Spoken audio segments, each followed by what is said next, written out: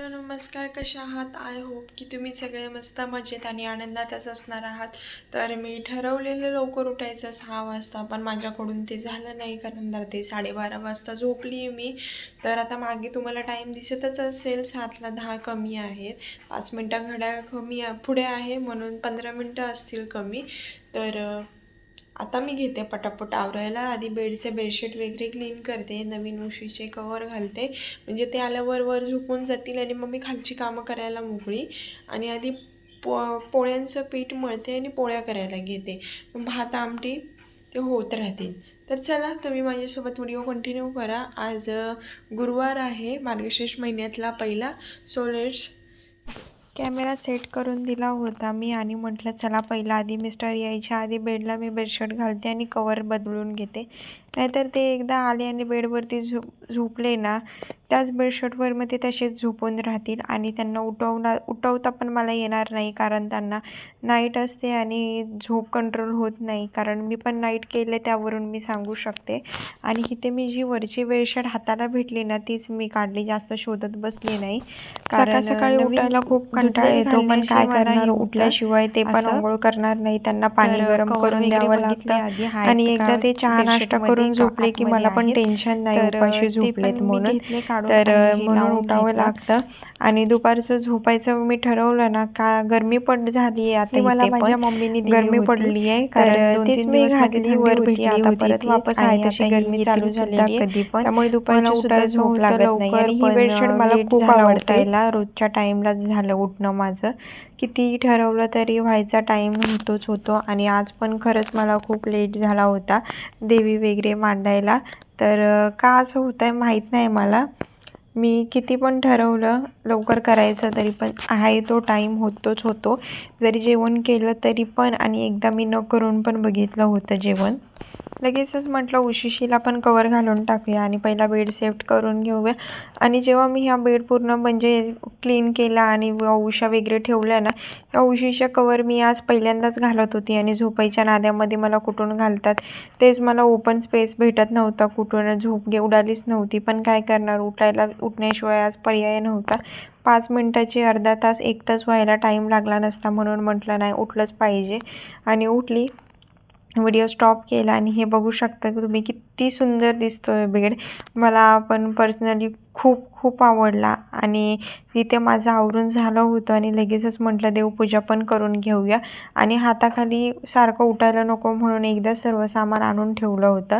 आणि देवाचे कपडे पण धुवून घातले होते आणि देव पण धुवून घेतले होते.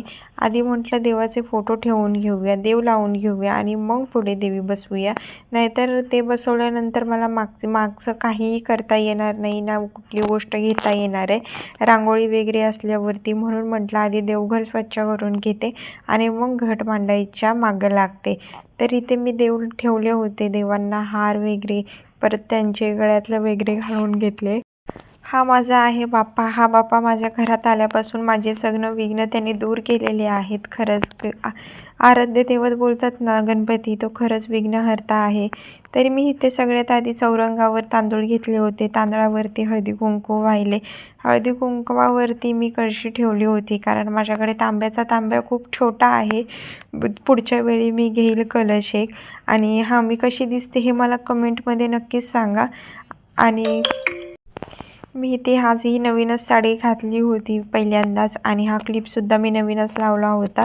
तर मी इथे नीट तयारी काही केली नव्हती, कारण लेट झाला होता. मी तुम्हाला सांगितलं होतं की ती लवकर लेट उठली तरी पण मला व्हायचा तो टाईम होतोच. त्यामुळे मी इथे मला घाई होती की लवकर मांडायची होती मला पूजा. तर इथे देवीचं पण मी करत होती. तर काही एक होतं आहे नीट तर एक होत नव्हतं. आणि तुम्ही नारळ पण बघू शकता किती आत गेला होता. म्हटलं आधी साडी सेट करते आणि मग नारळाकडे जाते. तर इथे साडी पण एकदम अशी वरती जात होती, त्याला कलश बारका लागणार होता, पण माझ्याकडे बारका कलश अवेलेबल नव्हता. आणि एक कळशी होती माझ्याकडे छोटी, पण त्याचं वरचं तोंड खूप मोठं होतं की त्याच्या आतमध्ये नारळ इझिली आत गेला असता, असा सर्व गोंधळ झाला होता. मिस्टरांनी तीसुद्धा कळशी मला आणून दिली होती चेक करायला, पण नाही, नारळ त्याच्यामध्ये पूर्ण आतमध्ये जात होता. फायनली मी इथे असं काहीसं ॲडजस्ट करून हे केलं होतं सेट, आणि असा नारळ आतमध्ये गेला होता. तर हे मला बोलत होते की असं कर तसं कर म्हणून. मी म्हटलं तुम्ही शांत बसा म्हणून, तुम्ही व्हिडिओ करायचं काम करा, मी माझं काम करते. बिचाऱ्यांना असं काही घरी देवाचं असेल ना तर ते खूप आनंदी असतात आणि त्यांनाही घरी पॉझिटिव्ह वाटतं, पॉझिटिव्ह एनर्जी आल्यासारखं वाटतं आणि त्यांनाही खूप हे आवडतं देवाचं करायला. करत तर नाही पण बघायला किंवा बघायलाच म्हणेन मी तर खूप आवडतं. आणि इथे देवीचं मुखवटा मला लावायचा होता, त्यासाठी आधी मी इथे धाग्याने देवीचं तोंड सेट करून घेतलं जेवढा पाहिजे तेवढा. नंतर मग जास्त मोठं नको व्हायला आणि नीट बसेल असं करून घेतलं मी. आणि मला घाई होती, होईल का नाही होईल का नाही, आणि दुसऱ्या बाजूला टेन्शन पण होतं नीट बसेल का नाही बसेल का नाही. पण झालं फायनली नीट. आणि हे बिचारे वर खाली कॅमेरा करत होते. दिसलं नाही का मागे यायचे, मागे नाही दिसलं का वरती जायचे. आणि इथे फायनली माझं देवीचं तोंड लागणार होतं, त्यात परत एकदा धागा निघाला. तर परत मी लावायचा प्रयत्न करत होती. असो काही नाही आहे, हे होतच राहणार आहे. तर असंच काहीसं होत होतं माझ्यासोबत. आणि नंतर हे झाल्यावरती ना, देवीचं पूर्ण झाल्यावरती तयारी इतकी सुंदर वाटत होती ना की तुम्ही बघाच एकदा, किती छान वाटत होती ते. आणि यावर्षी देवाने मला खरंच पहिल्या वर्षी, दुसऱ्या वर्षी आणि तिसऱ्या वर्षी मी बोलीन खरंच वेल अँड गुड आहे आत्ताची परिस्थिती. आणि पुढच्या वर्षी पण देवीने असंच करावं. मी कुठेही कमी पडणार नाहीत या सेवा करण्यामध्ये. मी खरंच निखळ स्वच्छ मनाने चांगल्या विचारांनी सेवा करत आली आहे आणि यापुढेही मी करीन. तर इथे नारळ आतमध्ये गेला होता तसा पण भरपूर, पण पुढच्या वेळी मी काहीतरी वेगळीच जुगाड करून नीट करीन. कारण या गुरुवारी मला असं वाटलं की होईल म्हणून सर्व नीट, साडी वगैरे बसेल दरवर्षीप्रमाणे. पण नाही, तसं काही नाही झालं, सारखं ते पडत होतं. पण मी नंतर केलं आणि झालं सेट. तर इथे फायनली माझ्या देवीचा मुखवटा लागला होता आणि जरासा वर खाली होत होता, पण ठीक आहे, खूप मस्त वाटत होता नंतर. आणि इथे जो दोरा होता ना तो खूपच मोठा झाला होता नंतर, व तो पण मी नीट घेतला साईज बारीक करून त्याची, आणि जो नको होता तो भाग कट करून दिला. तुम्हाला पण असाच प्रॉब्लेम आला होता का घट बसवताना? मला नक्कीच कमेंट करून सांगा. मला तरी यावर्षी खूप प्रॉब्लेम आला होता, कारण माझी कलशच खूप मोठा झाला होता, कलशच नव्हता, कळशीच खूप मोठी झाली होती.